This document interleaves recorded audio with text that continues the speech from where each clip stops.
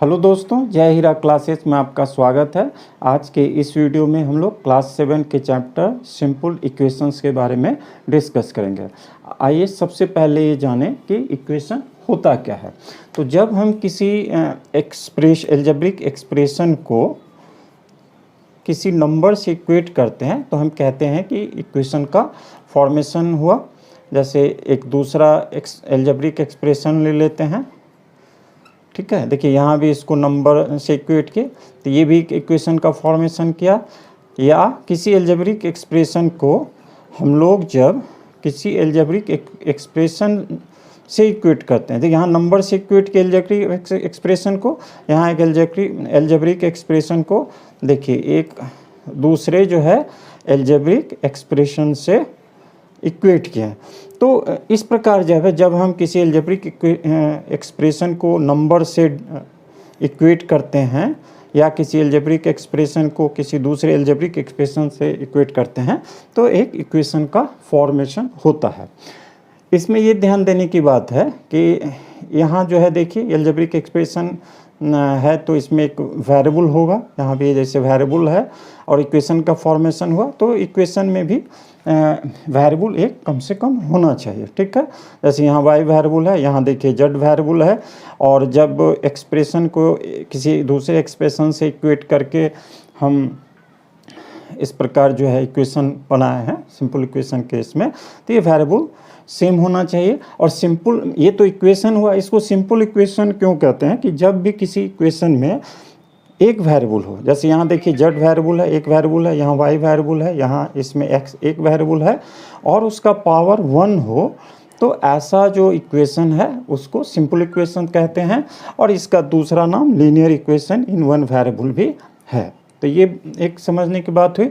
अब जैसे देखिए मान लीजिए यही जो हमारा इक्वेशन है, ठीक है, तो इक्वल साइन के लेफ्ट साइड जो भी पार्ट होता है वो एक्सप्रेशन हो या नंबर हो उसको हम लोग लेफ्ट हैंड साइड कहते हैं, और जो इक्वल साइन के राइट हैंड साइड होता है पार्ट होता है उसको राइट हैंड साइड इस प्रकार कहते हैं।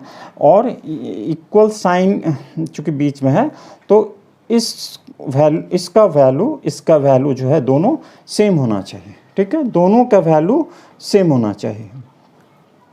अब देखिए अगर इस प्रकार हम नंबर को देखें कि 2 - 1 = 1 होता है, और इसको अगर हम उल्टा इस प्रकार लिखें, माने राइट हैंड साइड को लेफ़्ट हैंड साइड ले लें और लेफ़्ट हैंड साइड को राइट हैंड साइड लें, तो ये भी सेम चीज़ हो। देखिए वैल्यू में यहाँ भी 1/1 = 1 आया, यहाँ भी देखिए 1 = 1 आया।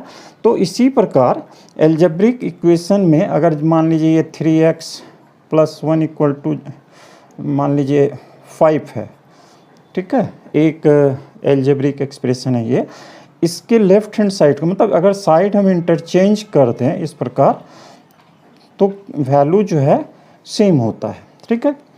अब देखिए जैसे मान ली हम लोग इस प्रकार लिखें 3 - 1 = 2, ठीक है, यानी ये क्या हुआ 2 = 2। अगर हम इसमें लेफ़्ट हैंड साइड में 1 ऐड करते हैं और राइट हैंड साइड में भी 1 ऐड करते हैं तो देखिए वैल्यू जो है इक्वल है दोनों तरफ, ठीक है ना। लेफ़्ट हैंड साइड या राइट हैंड साइड के वैल्यू में चेंज हुआ लेकिन दोनों तरफ जो है वैल्यू सेम है, ठीक है। तो दोनों तरफ वैल्यू सेम है, मतलब इक्वेट कर सकते हैं। इसी प्रकार अगर कोई इक्वेशन है तो देखिए मान लीजिए 2x + 5 = 3, इस प्रकार एक इक्वेशन है, और इसके दोनों तरफ मान लीजिए इधर भी हम 2 ऐड कर किए और इधर भी 2 ऐड किए तो भी क्या होगा, दोनों का वैल्यू सेम होगा, ठीक है। माने न्यूमेरिकल वैल्यू देखिए ये x भी जो है एक वेरिएबल है लेकिन ये न्यूमेरिकल मान को ही दर्शाता है, ठीक है। तो ये numerical value left hand side का जो पहले के वैल्यू से चेंज होगा, ठीक है, राइट हैंड साइड का भी पहले से चेंज होगा लेकिन वैल्यू जो है सेम, मतलब दोनों सेम होगा, ठीक है ना। यानी ये जो इक्वल का साइन हम दिए हैं उसको सर्टिफाई करेगा, ठीक है। इसी प्रकार अगर हम दोनों साइड सेम नंबर से सब्ट्रैक्ट करेंगे तो भी दोनों साइड जो है इक्वल होगा, यानी दोनों का वैल्यू जो है दोनों साइड इक्वल होगा। अब मान लीजिए कोई इक्वेशन इस प्रकार है 2y + 3 = 6। अब दोनों साइड जो है अगर इसको हम सेम नंबर से मल्टीप्लाई करते हैं तो दोनों जो है लेफ्ट हैंड साइड और राइट हैंड साइड का अभी भी वैल्यू इक्वल होगा। इसी प्रकार अगर इसी इक्वेशन को अगर हम सेम नंबर से डिवाइड करेंगे दोनों तरफ, ठीक है, तो भी दोनों तरफ जो है वैल्यू सेम होता है। तो ये सब जो है इक्वेशन का एक प्रॉपर्टी है जिसके बारे में हम लोग अभी डिस्कस किए। अब देखिए एक सिंपल इक्वेशन हम लेते हैं, मान लीजिए 4x + 1 = 9, ये एक इक्वेशन है, ठीक है। अगर हम यहाँ x = 1 मतलब इस वेरिएबल x का वैल्यू 1 रखते हैं, तब लेफ्ट हैंड साइड क्या होता है, देखिए 4 × 1 + 1, ये कितना हो गया, 4 और +1 5। और देखिए राइट हैंड साइड में जो है 9 है, तो इसमें हम लोग क्या देखें कि लेफ्ट हैंड साइड और राइट हैंड साइड का वैल्यू इक्वल नहीं होता है अगर वेरिएबल x का वैल्यू जो है 1 है। अब अगर x = 2 इसमें हम रखते हैं तो LHS देखिए क्या आता है, LHS आता है 4 × 2 + 1 यानी 8 + 1 9, जो RHS के बराबर हो गया, इस इक्वेशन के RHS के वैल्यू के बराबर हो गया। तो इस सिचुएशन में मतलब जब किसी वेरिएबल के वैल्यू मान के लिए कोई इक्वेशन का लेफ्ट हैंड साइड और राइट साइड का वैल्यू सेम होता है, तो हम लोग कहते हैं कि x के इस वैल्यू के लिए ये इक्वेशन जो है सेटिस्फाइड हो रहा। और वो वैल्यू x का वो वैल्यू जैसे यहाँ पे 2, ये क्या कहलाता है, इस इक्वेशन का, इस पर्टिकुलर इक्वेशन का ये सॉल्यूशन कहलाएगा, ठीक है। इसको देखिए वर्ड में इस तरह समझाने का प्रयास किए हैं, when for any value of the variable left hand side and right hand side have same value we say that equation is satisfied। जो यहाँ बताया कि अगर वेरिएबल के किसी मान के लिए लेफ्ट हैंड साइड और राइट हैंड साइड का वैल्यू सेम हो जाए तो हम लोग कहते हैं कि इक्वेशन जो है सेटिस्फाइड हो रहा। And the value of the variable for which equation is satisfied is known as solution of the equation. जैसे बताए कि यहाँ जो है x = 2 जो है इस इक्वेशन का सॉल्यूशन हुआ। अब आइए देखिए कि चैप्टर सिंपल इक्वेशन से किस प्रकार के सवाल आते हैं। तो देखिए पहला सवाल इस प्रकार का आ सकता है, check whether the equations are satisfied at the given values of the variables. इसमें जो है हम लोग दो इक्वेशन को लिए, जैसे दो क्वेश्चन लिए हैं, जैसे 4x + 1 = 9 एट x = 1 और 9m - 1 = 7 एट m = 2। मतलब हमें ये चेक करना है कि जैसे ये क्वेश्चन देखिए 4x + 1 = 9 जो इक्वेशन है ये x = 1 के लिए सर्टिफाई हो रहा है कि नहीं, ठीक।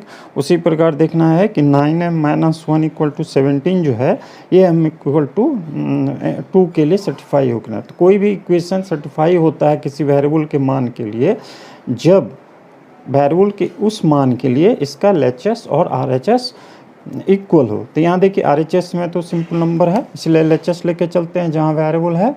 तो LHS = देखिए 4x + 1 है, 4 × वेरिएबल का मान 1 दिया गया है, 4 × 1 किए +1, तो देखिए ये आ गया 4 + 1 = 5। RHS कितना है, RHS = देखिए 9 दिया गया है। Therefore LHS, या इसको ऐसे लिखिए, since LHS is not equal to RHS, so at x = 1 the given equation is not satisfied। Satisfied, इस प्रकार जो है सॉल्व किए। अब इसको आइए देखते हैं। इसी प्रकार देखिए यहाँ पे जो है LHS का वैल्यू निकालते हैं दिए गए मान, वेरिएबल के दिए गए मान पर।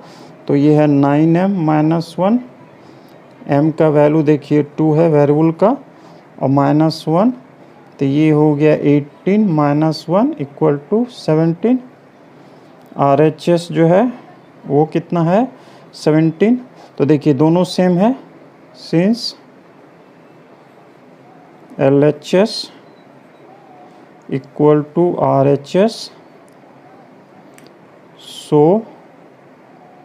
so at m equal to 2, the given equation is satisfied। तो इस प्रकार जो है जो वेरिएबल का मान दिया रहेगा उसको हम लोग इसके जो इक्वेशन है उसके LHS में, या मैंने अगर मान लीजिए इधर भी वेरिएबल है तो RHS में भी डाल के LHS और RHS का वैल्यू कंपेयर करते हैं। अगर सेम है तो इक्वेशन सर्टिफाइड है, उस वेरिएबल के दिए गए मान पे नहीं है तो सेटिस्फाइड नहीं है। ठीक है। अब आइए दूसरा इस प्रकार का इसमें सवाल आ सकता है, check whether check whether x equal to 2 is the solution of the equation this. तो क्या होता है कि जब किसी वेरिएबल के मान के लिए कोई इक्वेशन सर्टिफाई होता है तो वेरिएबल का वो मान इस इक्वेशन का सॉल्यूशन कहलाता है। तो देखिए यहाँ जो है for x equal to 2, LHS equal to 9x minus 2 equal to 9 into x का वैल्यू 2 रखिए माइनस 2, देखिए ये 18 माइनस 2, ये हो गया 16। ठीक है, 16 which is not equal to RHS। RHS जो है 10 है। ठीक है, since LHS does not equal to RHS, therefore x equal to 2 is not a solution of the given equation। ठीक है, और अगर ये LHS इक्वल टू RHS हो जाएगा तो वेरिएबल का वह मान दिए गए इक्वेशन का सॉल्यूशन होगा। अब देखिए तीसरे टाइप का सवाल, right equation for the statement. ये स्टेटमेंट दिया है, इसके लिए हमें इक्वेशन बनाना है। तो क्या बोल रहा है, देखिए the sum of number x and 7 is 10। इसका इक्वेशन बनाना है तो क्या होगा, देखिए sum of number x plus 7 is 10। तो ये इसका इक्वेशन हो गया। देखिए चौथा टाइप का क्वेश्चन इस प्रकार का हो सकता है, right the following equation in statement form. यहाँ जैसे पिछले में सवाल में हम लोग देखे थे कि वहाँ जो है स्टेटमेंट दिया गया था, इक्वेशन हमें लिखना था। यहाँ पे इक्वेशन दिया गया है, स्टेटमेंट लिखना है। ठीक है, तो देखिए ये पहला इसमें पार्ट जो है वो है p + 4 = 15। तो इसको हम लोग इस प्रकार लिखेंगे। इसमें क्या है, ये p एक नंबर है, इसमें हम लोग 4 ऐड किए हैं तो टोटल जो है इसका सम 15 आया। तो इसमें लिखेंगे sum of a number p and 4 is 15। इस प्रकार स्टेटमेंट में लिखेंगे। अब दूसरा सवाल को देखिए, ये है 4p - 2 = 10। मतलब p जो नंबर है इसके 4 टाइम्स में 2 को सब्सट्रैक्ट करने पे हमें 18 आता है। तो इसमें ऐसे लिख सकते हैं, when 2 is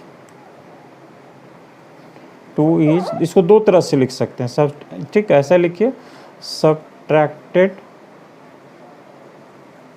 from 4 times of a number p, we get 18। इस प्रकार इसे लिख सकते हैं। इसको ऐसे भी लिख सकते हैं, when 2 is taken away from 4 times of a number p, we get 18। अब आइए एक इस प्रकार का सवाल भी आ सकता है, सॉल्व द इक्वेशन। प्रायः हम लोगों को जो है इक्वेशन को सॉल्व करने के लिए आता है। तो ये एक सिंपल क्वेश्चन है, इसी में कुछ डिफ़िकल्ट क्वेश्चन आएंगे और फिर प्रैक्टिकल एग्जाम्पल लेके इक्वेशन बनाना है, उसे सॉल्व करना है। तो देखिए इसमें जो है द गिवन इक्वेशन इज, दिया गया इक्वेशन जो है वो क्या है, 5y - 2 = 13 ये है।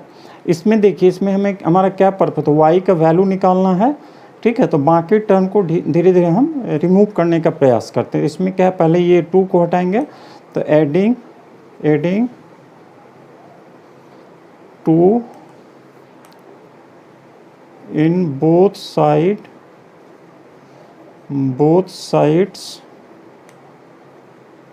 of the equation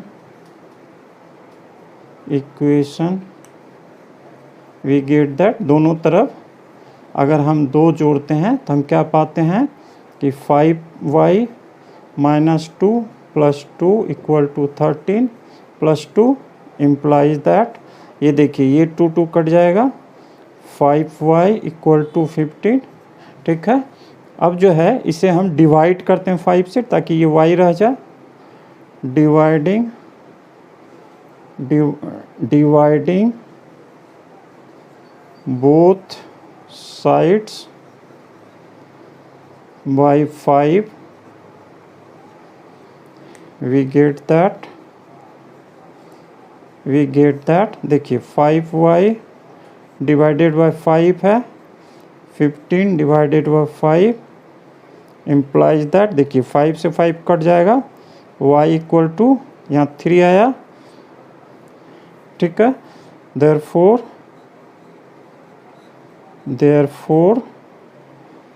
y = 3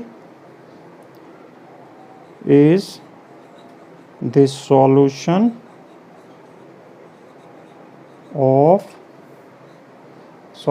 of the given equation लिख सकते हैं, या इस इक्वेशन को जैसा सुविधा है। Therefore y = 3 is the given equation, therefore y = 3 is the solution of the given equation. अब देखिए इस क्वेश्चन को देखिए, सॉल्व 4 = 6 ब्रैकेट में p - 2, और इसका दूसरा क्वेश्चन पार्ट है, इसके भी सॉल्व करना है, 3 ब्रैकेट में n - 5 = -2। तो इस 2 इक्वेशन को हमें सॉल्व करना है। तो आइए सबसे पहले जो है पहले पार्ट को बनाते हैं। तो यहाँ देखिए the given equation is 4 = 6 p - 2, ठीक है। इसे जो है थोड़ा सिंप्लीफाई कर लें, तो 4 = 6p माइनस, देखिए 6 × 2 12 हो जाएगा, ठीक है। अब हम जो है इसमें 12 दोनों साइड जोड़ दें ताकि ये पार्ट हट जाए। implies that 4 + 12 6p - 12 + 12, जो ऑपरेशन किए हैं इसमें लिख देंगे, एडिंग 12 ऑन बोथ साइड्स, ठीक है। तो देखिए ये आ गया आपको 16 और ये आ गया 6p, ठीक है। अब जो है 6 से हम दोनों तरफ डिवाइड कर देते हैं ताकि ये जो है p रह जाए। अब जो बाकी वैल्यू आ जाएगा वो p का हमारा वैल्यू होगा, ठीक है। तो देखिए इसको इस प्रकार करते हैं 16 divided by 6 equal to 6p divided by 6। जो फिर ऑपरेशन इस पे किए हैं वो लिख दीजिए, डिवाइडिंग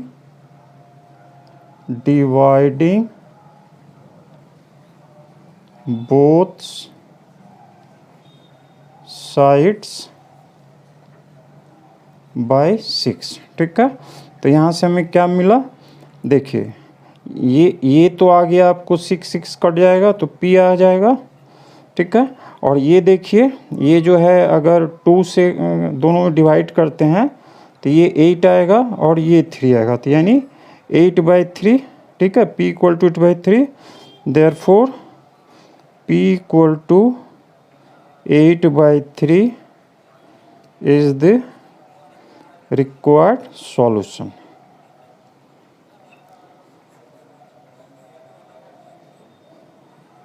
अब आइए दूसरे सवाल को बनाते हैं। द गिवन इक्वेशन इज, ये है देखिए 3n-5 इक्वल टू -21। अब देखिए इसको अगर हम 3 से दोनों तरफ डिवाइड कर दें तो ये पार्ट हट जाएगा, implies that 3n-5 divided by 3 equal to -21 divided by 3। जो ऑपरेशन के यहाँ लिखिए, डिवाइडिंग बोथ साइड्स बाय 3। ठीक है, अब देखिए ये आ गया आपको 3 से ये 3 कट जाएगा तो ये हो जाएगा n-5, और यहाँ देखिए ये -7 आ जाएगा ना, 21 में 3 से डिवाइड किया 7 टाइम्स आएगा, निगेटिव साइन है तो -7 आया। अब देखिए हमारा पर्पस क्या है कि इसको हटा के लाए, तो देखिए इसमें लिख सकते हैं plus adding 5 on both side, उससे भी हो जाएगा। एक और टर्म जो होता है वो देखिए, implies that n equal to -7, इसको इस तरफ ट्रांसपोज करते हैं यानी ट्रांसफ़र करते हैं तो +5 चिन्ह बदल जाता है। तो यहाँ क्या किए हैं देखिए,